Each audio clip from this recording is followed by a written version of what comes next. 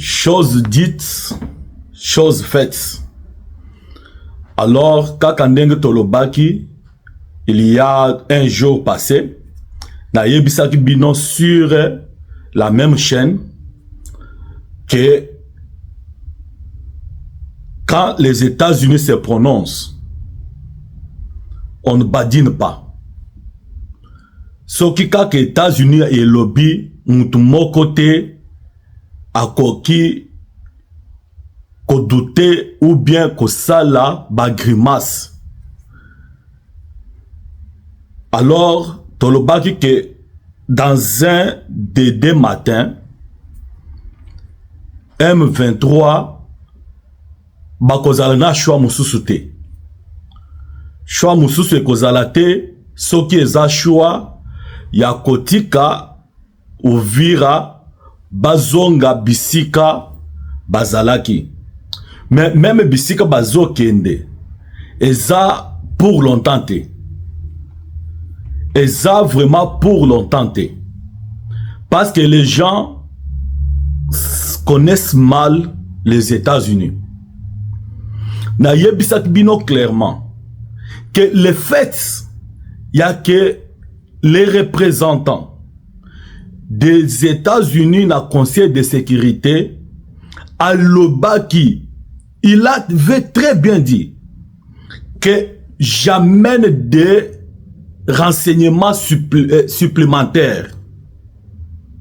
Donc, au-delà de tout ce que le monde connaissait, c'est que États-Unis, Bango Bayebaki, Makambo Mususu. Alors, Yangonde alobaki que soki Goma ekweyaki, soki Makambo Mususu zo salemana est de la République démocratique du Congo, eza muto ya zana commande, eza Paul Kagame.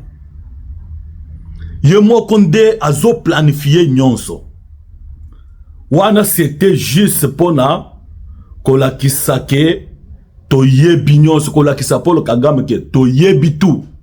Tout ce que tu peux dire, tout ce que tu peux vouloir faire. Toyebi bisikani ni tozoyo, toyebi bisikani ni tozo memayo. Alors ne pense pas que tozai ba dip. Alors ndenge tozolo baboye Uvira ba inini ya Congo bazo kende. Bino moko botu kota la vidéo na cheli bino vidéo parce que pa na biso tolingaka tolobi mais to chepe vidéo. To pesi ba preuve. Nga na lingaka te soki na ye na vandi na bande ko betka masolo. Non. Vaut mieux na vande na nga na zolo ba iloko te que na ya na bande ko beta masolo oyo après ye ko bimakeza lukuta. Alors à tout moment soki botali ba vidéo na nga tout na salaka. Na salaka vidéo soit na chelbino vidéo oyo sur laquelle je vais parler liboso ou soit na lobby après na chelbino ba image. Ba image wana musala nango ezalaka nini? Eza pour que boz izala sûr que oinga na utu koloba ou bien oinga na zoloba eza na confirmation. Eza masolote, eza makambo moko boy na zoloba na e uti nanga moko te. Mais eza makambo oyo na zoloba avec beaucoup de précision. Vidéo bo utu komona bang batwana ba inyamboka bakomi bazokende bazotika Uvira. Uvira ezotika la vide. Denge za boy Uvira eza vide. Ezotika la vide. Bazokende déjà. Ezate ke bazo sal marche de santé. Non. Ezate ke bazo sal ba grimace. Non. Ezate ke bazo sal patrouille loko les amo butu. Bazo sal patrouille. Non, non. Eza patrouille te. Eza ke batwana bazo kende. Bazo kende bisika bautaki. Mais bisika bautaki na Goma te. Bisika bautaki na Bukavu te. Bauti quelque part. alors suka na bango ekozala place bazokende. Place bazokende eza bisika wana, eza bisika oyo tozo s'imaginer te Goma ou bien Bukavu. Parce que Goma et Bukavu bientôt ekozala libéré. Ekozala libéré par Manduki te. Ekozala libéré par Bitumba te. Bien sûr Bitumba ekozala, mais ekozala libéré d'abord par la diplomatie agissante.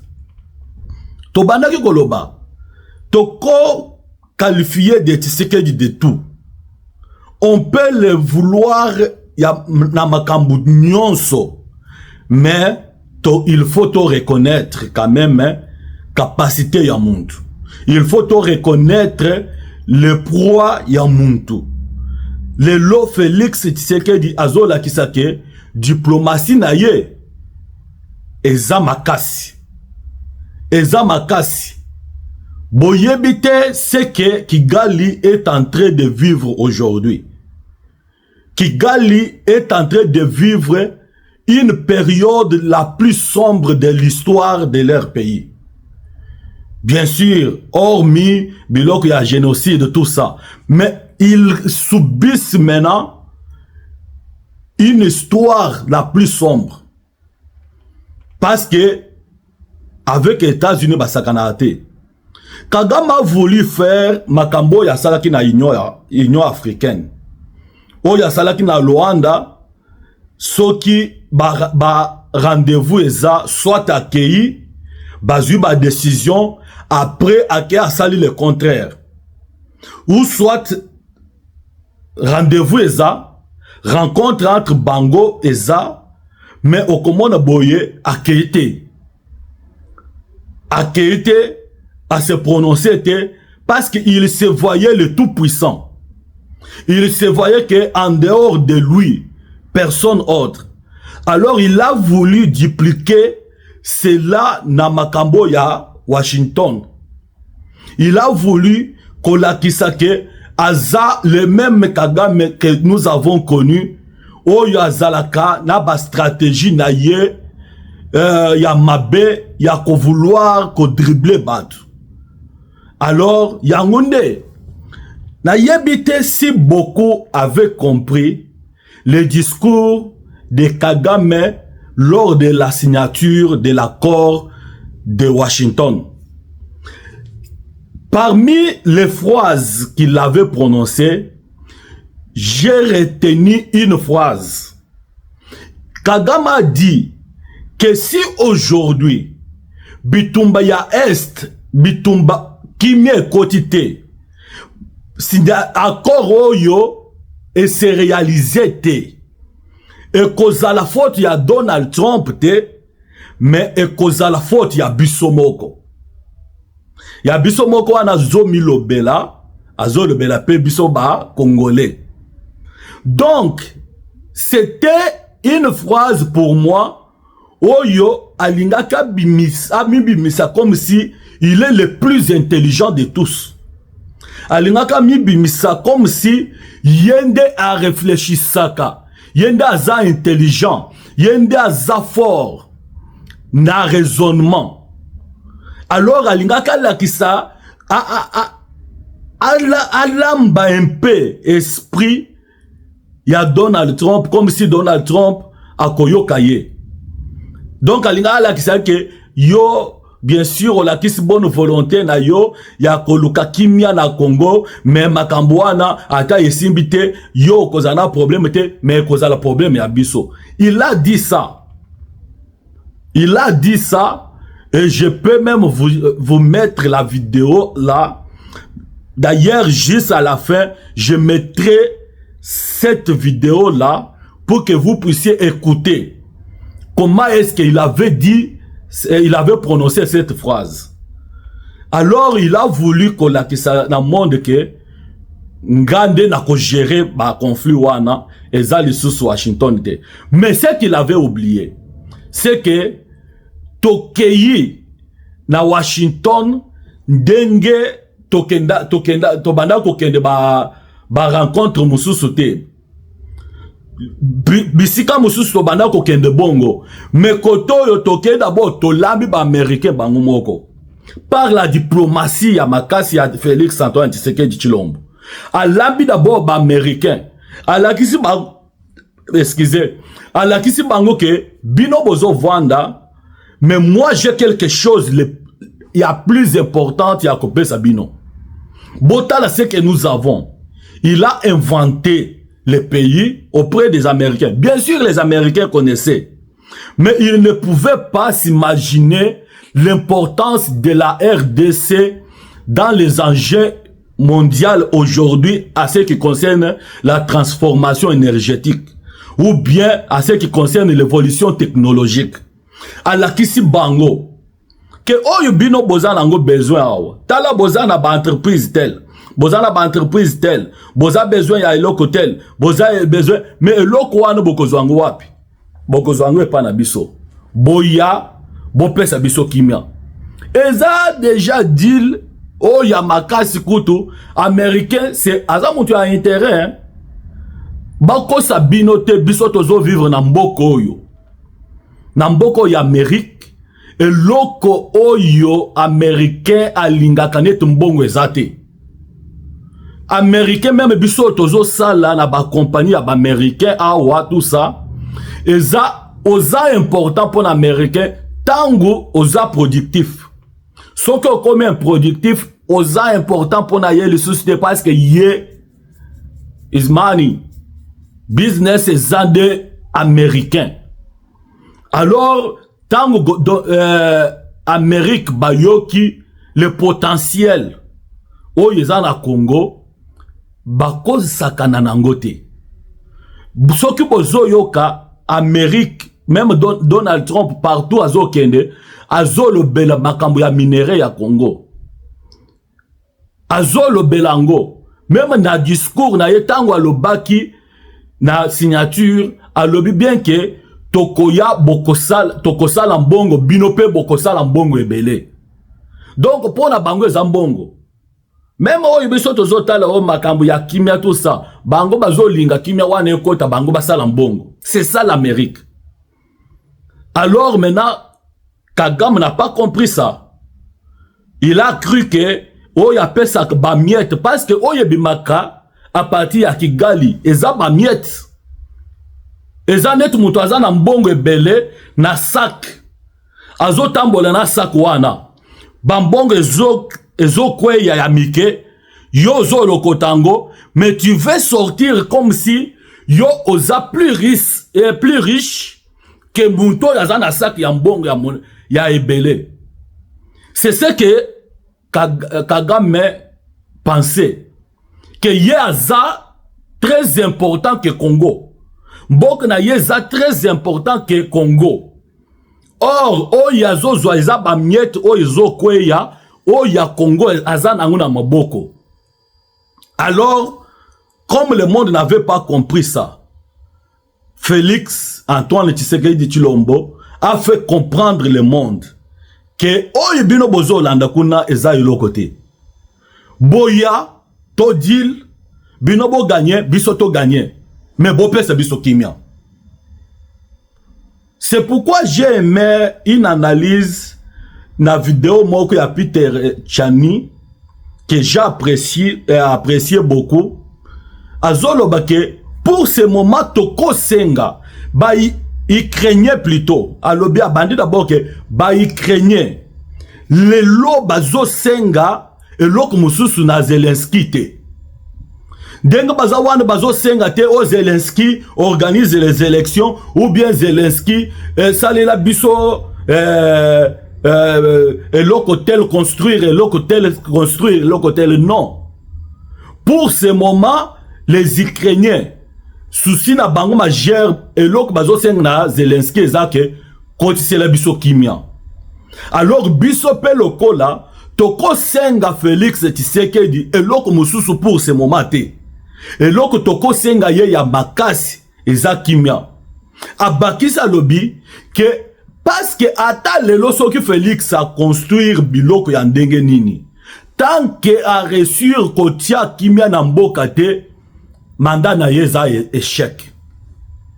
J'ai aimé cette analyse-là de Peter Tchani. Merci pour cette analyse. Alors, c'est ce que beaucoup n'ont pas compris. C'est ce que beaucoup jusque-là ne comprennent pas.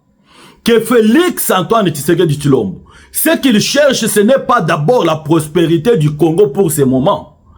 Mais ce qu'il est en train de chercher depuis son mandat, il ne cesse de répéter ça. Même s'il faut qu'il donne de sa vie, il donnera de sa vie pour la paix.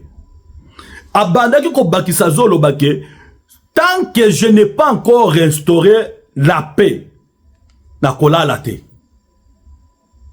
Alors, akendaki sur le plan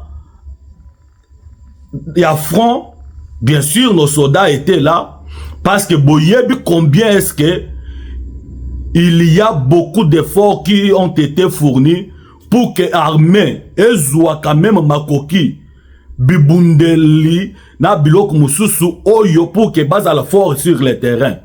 Mais à ce qui a été sur le plan diplomatique a sali de tout son mieux.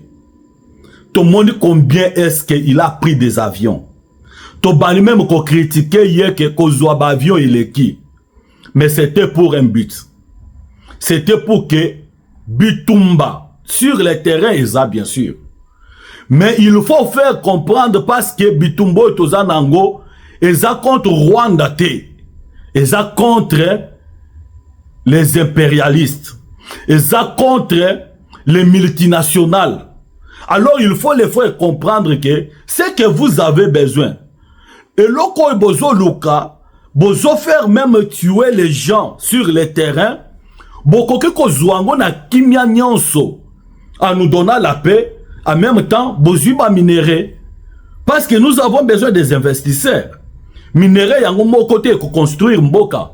Minéré yango mo côté ko sale loko boy. Non. Mais minéré et ko permettre que mboka et se développer, ceux qui va investisseurs baza. Toza besoin na binoboya, botika koleka na zela mususu na fenêtre. Diplomatie wana e bandi ko futa.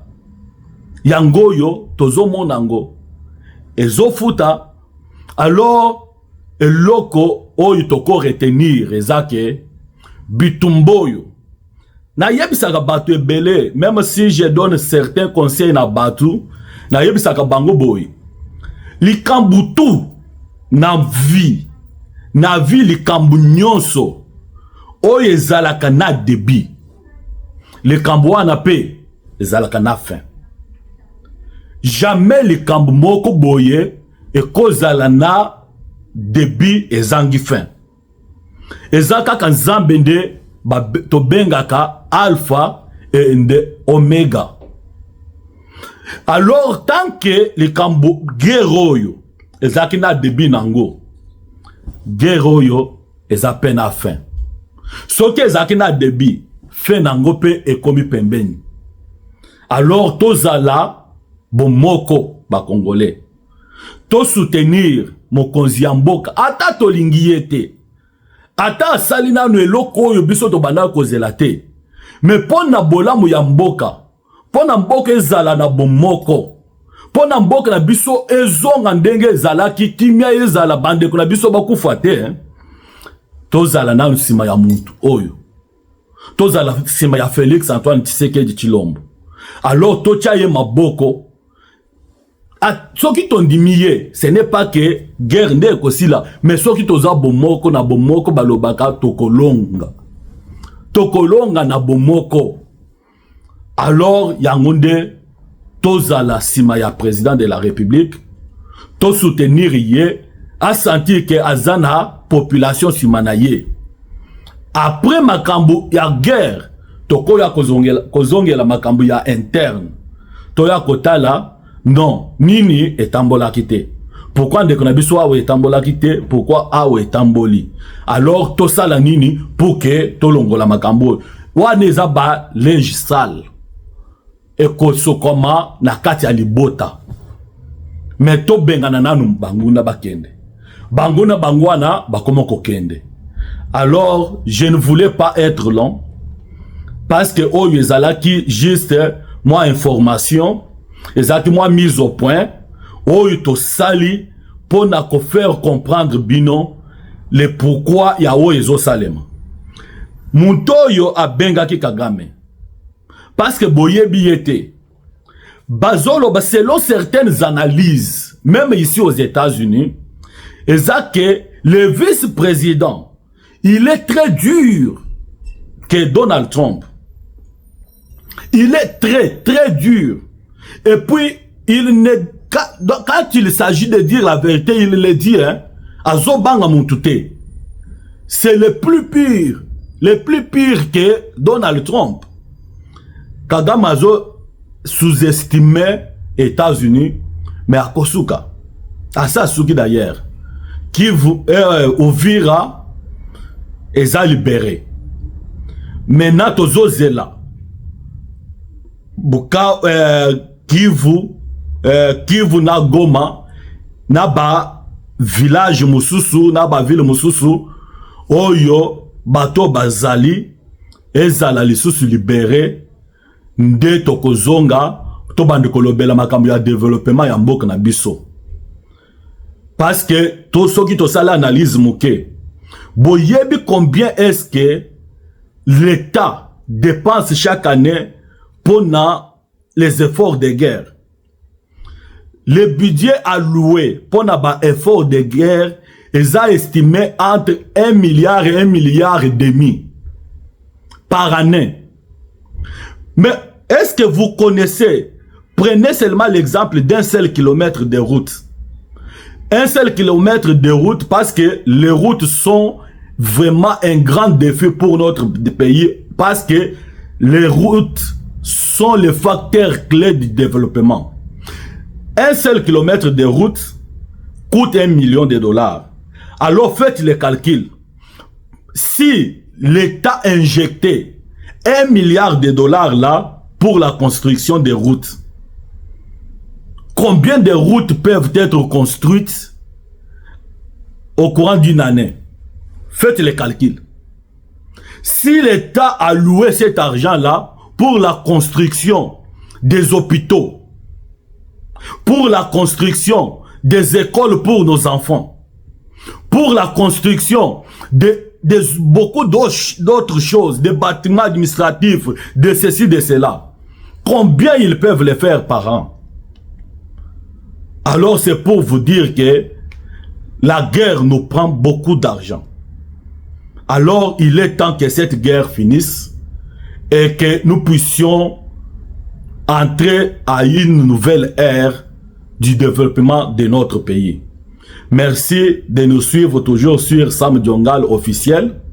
Je suis votre humble serviteur Samuel Ngalamoulme.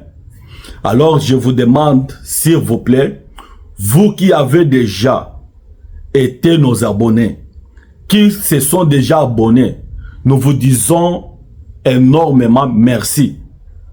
Merci d'avoir posé cet acte-là. Mais nous vous demandons encore un plus. Partagez nos vidéos, de sorte que nos autres frères, nos autres compatriotes puissent aussi s'adhérer et s'abonner plutôt. Et puis vous qui n'avez pas encore, vous regardez nos vidéos, mais vous n'avez pas encore subscribe ou bien abonné, vous abonner. Si vous pouvez le faire, ça nous fera énormément du bien. Merci et on se voit à la prochaine.